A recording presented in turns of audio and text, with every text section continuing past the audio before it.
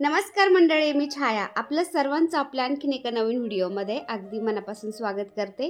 तर आणखीन एका नवीन व्हिडिओची मी संध्याकाळी सुरुवात केली होती। तर आपला व्हिडिओ हा 2 दिवसाचा एकत्र केलेला असणार आहे, कारण संध्याकाळी ना जे सोलर आपण बसवणार होतो लाईटीचं ना, तर त्याचं ते सामान आलं होतं, ते भैयान ते त्याचं सोलरचं खालचं स्टँड वगैरे बसवत होते टेरेसवरती।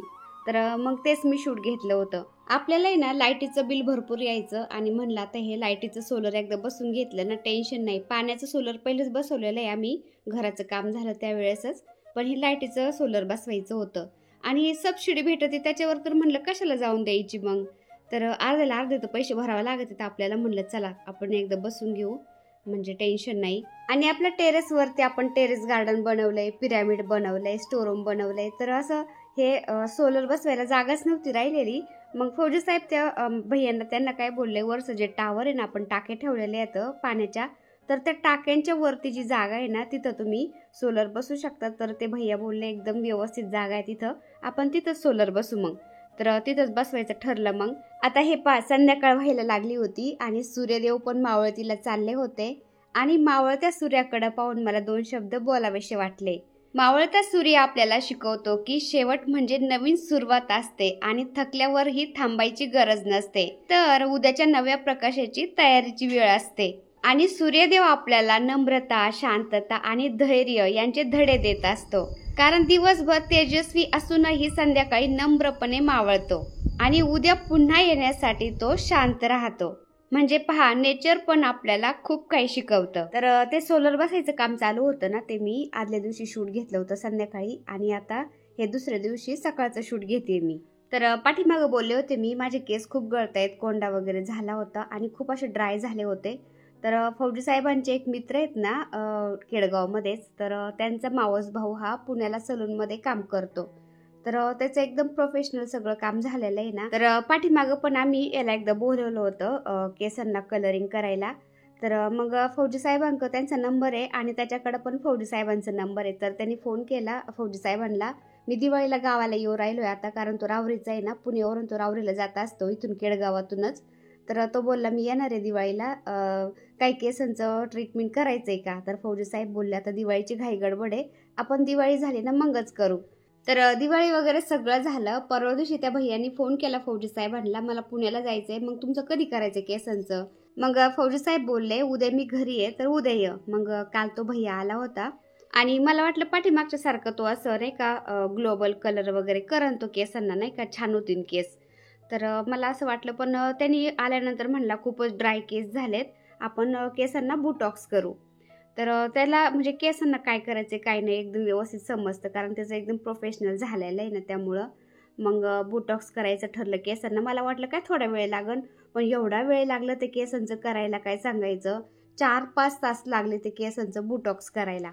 तर आधी त्यांनी केस धुवायला सांगितले, केस धुतले मी, त्यानंतर त्यांनी ते सुकवले आणि सुकवल्यानंतर मग त्याला क्रीम लावायची होती। तर तो केस सुकवत होता ना, तर मी त्याला सगळं विचारून घेतलं, बुटॉक्स कसं असतं, ते नॅनोप्लास्टिक कसं असतं, त्यानंतर आपण हेअर स्ट्रेट करतो ना तर ते कसं असतं। तो म्हणला हेअर स्ट्रेट करतो आपण, पण ते काय होतं नंतर केस तुटतात, प्रॉब्लेम येतो, आणि आपण जर बुटॉक्स केलं ना तर केस एकदम आपले नॅचरल सारखे होतात, एकदम सॉफ्ट होतात। आणि आपण केसांच्या वरती जे प्रॉडक्ट आहे ना बुटॉक्सचं, ते प्रॉडक्ट लावूनच आयरनिंग करतो ना, त्यामुळं ते केस पण डॅमेज होत नाही म्हणला। त्यामुळं म्हणलं चला मग जे सेफ आहे ना तेच आपण करू। फौजी साहेब म्हणले एकदा करूनच घेतो केसांचं, लयच तुझे ड्राय केस झालेत, सारखं तुला हे आवरत बसावं लागतील केस, चला म्हणलं मग करून घेऊ आता। फौजी साहेबांचं लय चाललं होतं, पण हे बुटॉक्स त्यानंतर नॅनोप्लास्टिक खूप महाग असतात बरं का। पण मी असं कधी फौजी साहेबांना हेच करायचं तेच करायचं कधी म्हणलेच नाही। मला असं हट्ट करायला पण आवडत नाही आणि जास्त खर्च करायला पण आवडत नाही, आणि आता पण मी नकोच म्हणत होते, जास्त महाग आहे त्याच्यामुळं। पण फौजी साहेब काय बोलले, आता तरी बाई स्वतःसाठी थोडंफार तरी जग, तू कर हवस मौज तुझी स्वतःची। पहिलं मी काय करायचे, ह्या दिवाळीला साडी घेतली ना तर थेट दुसऱ्या दिवाळीला साडी घ्यायचे, मध्ये साड्या वगैरे काहीच नव्हते घेत, जास्त खर्च नव्हते करत। पण आता दिवाळीला पण फौजी साहेब मला 3-4 साड्या घेतात, आधीमध्ये पण साड्या घेतात, ड्रेस घेतात। त्यामुळे ते म्हणतात देवाच्या कृपेने सगळ्यांच्या आशीर्वादामुळे सगळं व्यवस्थित झालंय ना, तर तू तुझी हवस मौज करून घे, आयुष्य एकदाच आहे। जरी मी कमवत असले ना तरी पण असं वाटतं आपल्या संसाराला आपला हातभार लागतोय, त्याच्यातच मला समाधान वाटतं. कारण पहिल्या दिवसांची एवढी जाणीव आहे ना मला. मी खूप स्ट्रगल केलेलं आहे, खूप वाईट परिस्थिती काढलेली आहे ना, त्यामुळं असं जास्त फालतूचा खर्च करूच वाटत नाही मला. आणि कसं आहे ना ताईंनो, आपल्याकडे ना तर सगळ्या दुनियेकडे नाही तर कोणाकडेच नाही. आपल्याला गरज पडली ना कोणीच गरज करत नाही आपली. आपल्याकडे थोडीफार सेविंग असली ना तेच आपल्याला कामाला येते. म्हणजे हा अनुभव चांगलाच पाहिलेला आहे बरं का ताईंनो. त्यामुळं मी असं फालतूचा खर्च करायला नकोच म्हणत असते. कारण लग्न झाल्यानंतर आम्ही इतकं स्ट्रगल केलेलं आहे ना, खूप म्हणजे अवघड दिवस काढलेले आहेत. आणि एका माणसाच्या जीवावर सगळं घर चालवणं, घरदार, मुलांचं दुखणं भाणं सगळं पाहणं म्हणजे काही सोपं नाहीये. त्यातली त्यात आपल्याला सगळं करावं लागतं. आणि आता चांगले दिवस आले मग लगेच उधळत बसायचं का, मला ते अजिबात नाही आवडत. पण फौजी साहेब तरी पण म्हणतात तुझी हवस मौस थोडी करून घे बाई, आयुष्य एकदाच आहे. त्यामुळे त्यांनी मग मला फोर्स करून हे केसांचं बोटॉक्स करायला सांगितलं. आणि ताईंनो, माझे केस भरपूर पिकलेले आहेत बरं का. तर 1.5-2 वर्ष झाले त्यावेळेस ह्या भैयांनीच माझ्या केसाला ग्लोबल कलर करून दिला होता सगळ्या केसांना. आणि मग दर महिन्याला आपण नुसतं रूट टचअप करत राहायचं. एक ट्यूब जर आणली ना तर ती 2 वेळा जाते आपल्याला. तर रूट टचअप म्हणजे नुसते आपले जे केस नवीन उगवलेत ना मुळाला, तर तेवढे फक्त कलरिंग करायचे. सगळ्या केसाला कलर करायची गरजच पडत नाही. तर असा कलर असतो हा. आणि आपण साधी मेहंदी लावली ना ते मेहंदीने ना केस खूप ड्राय होतात. त्यामुळे मी ती नाही लावत. ह्या भैयांनी सांगितल्याप्रमाणे तोच कलर मी लावत असते. तर आता ही क्रीम लावली होती त्यांनी बोटॉक्सची माझ्या केसांना. आणि ते पाऊण तास ठेवायची होती क्रीम केसांना तशीच. तोपर्यंत फौजी साहेबांनी मस्त कॉफी बनवली होती सगळ्यांना, त्यांना पण दिली. आणि त्यानंतर ते बाहेर थोडंसं जाऊन आले, फिरून आले. पाऊण तास म्हणले इथं बसून तरी काय करायचं. त्यांचे नातेवाईक आहेत ना केडगावमध्ये, त्यांचा मावस भाऊ वगैरे, तर ते फिरून आले मग. आणि त्यानंतर मग पुन्हा त्यांनी माझ्या केसांना आता सुकवायला सुरुवात केली होती. ते क्रीम लावली होती ना बोटॉक्सची त्याच्यावरतीच. तर ती धुवायची नाही, त्याच्यावरतीच ते सुकून आयरनिंग करतात आणि केस एकदम स्ट्रेट करतात. आणि हे दोघं भाऊ आहेत बरं का. दोघांच्यात इतकं छान बॉन्डिंग आहे ना, खूप छान काम करतात. तर दोघं जण पुण्याला असतात आणि त्यांचे आई वडील राहुरीला असतात. तर हा मोठा आहे ना, त्याचं शिक्षण सगळं सलूनचं मुंबईला झालेलं आहे, पण प्रॅक्टिससाठी तो पुण्याला 6-7 वर्षापासून काम करतो. आणि मोठ्या मॉलमध्ये कामाला आहे, चांगल्या मोठ्या सलूनमध्ये ना. तर हे काही पुण्याला जे बॉलिवूडचे लोक राहतात, त्यानंतर अभिनेत्री लोक राहतात ना, तर ते सगळे त्याच्याकडे असं येतात हेअरकटसाठी, कलरिंगसाठी म्हणला. त्यांनी फोटो पण दाखवले त्यांच्याबरोबरचे. तर त्याचं असं छान प्रॅक्टिस झालेली आहे ना, प्रोफेशनल एकदम. त्याच्यामुळं मला त्याच्याकडं केसांचं हे बोटॉक्स करायला काहीच वाटलं नाही. तर तो असं छान करत होता. आणि तो त्याचा बारका भाऊ आहे ना, पुण्यालाच फार्मसी करतोय तो. त्याचा पण गव्हर्नमेंट कॉलेजला नंबर लागलेला आहे. तर असं दोघं भाऊ आहेत ना, एका रूमवरती छान राहतात. आणि बाहेरचं काम जरी आलं तरी मिळून मिसळून असं दोघं जण काम करतात. तो मोठा मॉलमध्ये काम करतो, बारका कॉलेजला जातो. तर असं लेकरांनी स्वतःच्या पायावर उभं राहण्यासाठी काही ना काही अशी धडपड केल्यावर छान वाटतं ना. तर त्यांचं पुढलं अख्खं आयुष्य पडलंय त्यांच्या समोर नाही का. तर असं आहे, लेकरांनी काही ना काही केल्यावर खरंच आईवडिलांना खूप अभिमान वाटतो. आताही माझ्या केसांना त्यांनी जे बोटॉक्सचं प्रॉडक्ट लावलं होतं, क्रीम लावली होती ना, तर ते सुकवतोय आता. आणि सुकवल्यानंतर त्याच्यावरती आयरनिंग करायची त्यांना. म्हणजे ते जसं काही फॉर एक्झाम्पल इस्त्रीच मारायची त्याच्यावर, असं करायचंय. तर ते आयरनिंग करायची म्हणलं त्याच्यावरती. मग ते एकदम केस एकदम स्ट्रेट होणार. आणि ते प्रॉडक्ट आपण केसांच्यावर लावलेलं आहे ना, आणि त्याच्यावर जर आपण आयरनिंग केली ना, मग ते केसांना हिटमुळं काही म्हणजे डॅमेज पण होत नाही असं म्हणला तो. असं एकदम समजून सांगत होता. आणि केस आहेत ना ताईंनो, आजकाल छोट्या मुलांचे पण पिकायला लागलेत बरं का. माझ्या दोन्ही मुलांचे थोडे थोडे पिकलेत आणि मी तर लईच पिकले बरं का. फौजी साहेब पिकलेत. तर असं आहे, आजकाल केमिकल जास्त झाले खाण्यापिण्यात. आणि त्यातली त्यात एवढं डोक्यावर लोड असतोय ना आपल्याला कमी वयातच, तर ते केस पूर्ण पिकून जातात.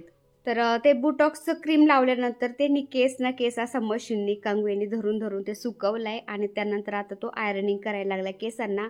आणि आयरनिंग करताना पण केसांचे एकदम छोटे छोटे बट घेऊन त्यांनी आयरनिंग केली होती केसांना. एक केस पण त्यांनी असा बिना आयरनिंगचा सोडला नव्हता. तर इतकं भारी करत होता ना तो. हे पाय एकदम छोटे छोटे केस सुद्धा तो व्यवस्थित करत होता. तो म्हणला ते प्रॉडक्ट लावल्यानंतर जे आयरनिंग करतो ना आपण, त्यांनीच ते सगळं प्रॉडक्ट व्यवस्थित ऑब्झर्व झाल्या जातं त्या केसांच्या मध्ये. तर तो एकदम व्यवस्थित करत होता. आणि केसांच्या वरती ते प्रॉडक्ट लावलेलं असतं ना, क्रीम लावलेली असते. आणि मग आपण त्याच्यावरून ते आयरनिंग केली ना, त्या प्रॉडक्टचा थोडासा धूर होतो. आणि आपण जी मेहंदी लावत आलेला असतो ना, कलरिंग केलेलं असतं ना केसांना, तर ते सुद्धा ते निघून जातं, पूर्ण कलर निघून जातो. आणि जे आपले ओरिजिनल केस असतात ना तो कलर दिसतो बरं का आपल्या केसांचा. त्यामुळे हे केसांचं सगळं आयरनिंग झाल्यानंतर केस व्यवस्थित धुतल्यानंतर केसांना पुन्हा कलर पण करायचा होता माझ्या. तर एवढा वेळ लागला ना, म्हणलं 4-5 तास लागते, तर त्याला लागले 6-7 तास लागले सगळं केसांचं उरकूपर्यंत. आकाशने सगळ्यांना चहा करून दिला. त्यानंतर आकाशचा टाइम झाला होता क्लासचा, तर तो गेला मग क्लासला. आणि आयरनिंग करताना केसांचा जो धूर निघत होता ना तो नाकातोंडात जात होता ना, त्यामुळं मी तोंडाला मास्क लावलं होतं. तर हे पा बोटॉक्सची जी क्रीम लावल्यानंतर आयरनिंग करतोय ना तो, तर ते पहिली आपली जी मेहंदी कलर काय असतं ना केसांना ते सगळं निघून जात होतं. आणि आपले जे ओरिजिनल केस आहेत ना ते ओरिजिनल केस दिसत होते, कारण माझे पहिले केस आहेत ना एकदम असे भुरके भुरके होते, जसे सोनेरी कलरचे असतात ना एकदम असे ब्राऊन, तर तसे होते ते. पण ते कलरिंग करून करून ते केसांचा पूर्ण ढाचाच बदलून गेला होता. पण आता पूर्ण ते पहिल्या कलरवर आले होते केस, आणि पुन्हा आता केसांना अजून कलर पण करायचा होता. पण तो म्हणला आपण एकदम असा भुरका भुरका ब्राऊन कलरच देऊ जरा केसांना, जो ओरिजिनल दिसन तो. तर तो केसांना आयरनिंग करत होता ना, तर ते धूर निघत होता ना ते पाहून तर मी घाबरलेच होते. पण तो भैया म्हणला घाबरू नका, ते आपण क्रीम लावलेली ना त्याचा धूर निघतोय आणि त्या क्रीममुळे केसांना काहीच होणार नाही.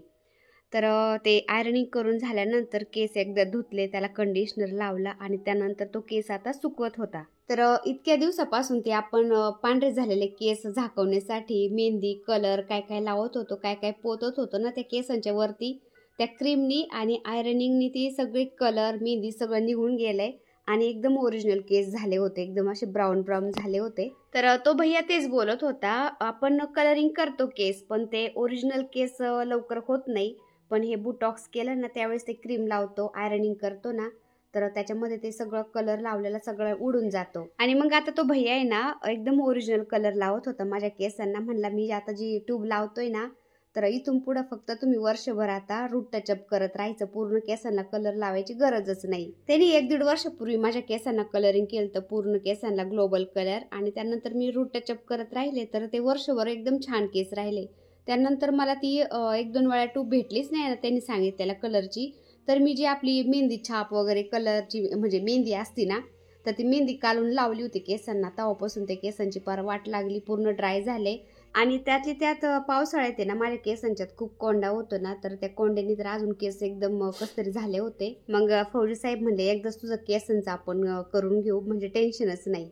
तर ते पण असं यूट्यूबला वगैरे पाहत बसतात, सर्च करतात ना, तर त्यांनी चांगलं सर्च केलं, त्या भैयाला विचारलं आणि माझ्या केसांना डायरेक्ट बोटॉक्सच करून टाकलं त्यांनी. आता सकाळ धरून 2 वेळा केस धुवायचे झाले होते, म्हणजे ते क्रीम लावायच्या आधी एकदा धुतले होते केस, क्रीम लावल्यानंतर आयरनिंग झाल्यानंतर एकदा धुतले, आणि आता पुन्हा कलर लावलाय केसांना पूर्ण ना, तर पुन्हा एकदा धुवायचे आणि पुन्हा सुकवायचे, म्हणजे झालं सगळं. तर हे पासा कलर लावत होता एकदम व्यवस्थित तो. आणि केस आयरनिंग करून झाल्यानंतर धुतल्यानंतरच तुम्हाला फरक जाणवत असन, खूप सॉफ्ट झाले होते केस, एकदम तो ड्रायनेस होता ना, एकदम असं कुरळे कुरळे केस होते ना माझे सगळे, ते सॉफ्ट झाले होते. लहानपणीपासून माझ्या केसांचा एकदम ओरिजिनल कसा कलर होता तुम्हाला दाखवते. हे पा असा एकदम असा सोनेरी नाही का, ब्राऊन ब्राऊन कलर एकदम असा होता. पण ते कलर करून करून पूर्ण चेंज झाला होता केसांचा कलर. पण आता तो पुन्हा सगळा उडून गेलाय आणि आता हा पुन्हा एकदम ओरिजिनल कलर देऊ राहिलाय भैया. मला एकदम ब्राऊन ब्राऊन कलर देतो. तर त्यांनी केसांचा एक एक बट धरून असा एकदम व्यवस्थित कलर केला सगळ्या केसांना. म्हणला तुम्हाला वर्षभर पूर्ण केसांना कलर करायची गरजच नाही पडणार, फक्त जेवढे नवीन केस उगवलेत ना महिन्याला तेवढं रूट टचअप करत राहायचं म्हणला फक्त. आता केसांना कलर झाल्यानंतर अर्धा तास थांबलो आम्ही. अर्धा तास ते कलर लावून थांबल्यानंतर केस धुतले सगळे व्यवस्थित शॅम्पूनी, कंडिशनर लावला आणि त्यानंतर आता सिरम लावून तो केस ड्राय करत होता. तर एवढी प्रोसेस असती बरं का केसांची ताईंनो ह्या बोटॉक्सची.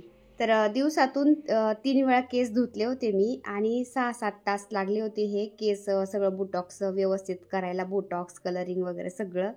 तर एवढा वेळ बसून होते ना मी, माझं कंबर दुखत होतं आणि दिवसभर तर तो भैया बोलला मला सवय लागली त्या सलूनमध्ये असं काम करायची ना, पण माझं कंबर कामातून गेलं होतं पार. तर केस सुकवल्यानंतर तुम्हाला दाखवते आता, एवढे भारी केस झालेत ना. आणि केसांना कलर झाल्यानंतर धुतल्यानंतर तुम्ही बघू शकता केस असे झाले होते, एकदम ओरिजिनल कलर आला होता केसांना.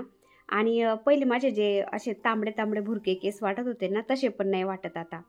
तर वर्षभर पूर्ण केसांना कलर करायची गरज नाही, फक्त रूट टचअप करत राहायचंय आणि केस तर एवढे सॉफ्ट झालेत ना, एक एक असा शेवयासारखा केस आहे ना, असा हातात येतोय आपल्या. तर हे बोटॉक्स करायचं म्हणलं ना, आपली जी केसांची लेंथ असते ना त्यानुसार पैसे कमी जास्त होतात बरं का ताईंनो. असं नाही की रेट फिक्स असतात त्याचे, तर रेट अजिबात फिक्स नसतात. ते आपले केस लांब किती आहेत ना त्यानुसार ते पैसे असतात. तर मी काय प्रमोशन वगैरे नाही करत, मी पैसे दिलेत त्या भैयाला. तर पुण्यावरून तो राहुरीला असं महिन्यातून 2 महिन्यातून येत जात असतो ना, तर तुम्हाला कोणाला करायचं असेल ना, तर त्या भैयांचा नंबर मी स्क्रीनवर देते. तुम्ही त्या भैयाला बोलून तुमच्या सुद्धा केसांचं काय करायचं ते करू शकता. हेअर कट पण छान करतो तो, कलरिंग करतो, बोटॉक्स करतो, नॅनोप्लास्टिक करतो, स्ट्रेटनिंग करतो, काय असेल ते सगळं लेडीच्या केसांचं तो करत असतो. तर त्याचं एकदम प्रोफेशनल काम झालेलं आहे ना, म्हणजे त्याचं प्रॅक्टिस वगैरे व्यवस्थित झालेलं आहे, त्यामुळे तो छान करतो. त्यामुळे त्या भैयाचा नंबर मी स्क्रीनवर देते. माझ्यामुळं त्याला 2 ऑर्डर मिळाला तर चांगलंच आहे, आपल्यामुळं कोणाचंही चांगलं झालं तर आपल्याला आनंदच आहे. सगळ्यांचं चांगलं व्हावं, त्याच्या पाठीमागं आपलं पण व्हावं, असे जर आपण विचार ठेवले तर देव कुठंच कमी नाही करत आपल्याला. तर असे त्यामुळे चला, हे पा माझे केस कसे झालेत आता, एकदम सॉफ्ट केस झालेत. हात असे सटकत आहेत ते केसांच्यावरून, एवढे भारी केस झाले होते. इथून पुढे माझे केस कसे होते किंवा त्याचा रिझल्ट काय ते तर तुम्हाला दिसणारच आहे. तर मी केसांना कोणती ट्रीटमेंट केली, काय केलं म्हणलं तुमच्याशी पण शेअर करावं.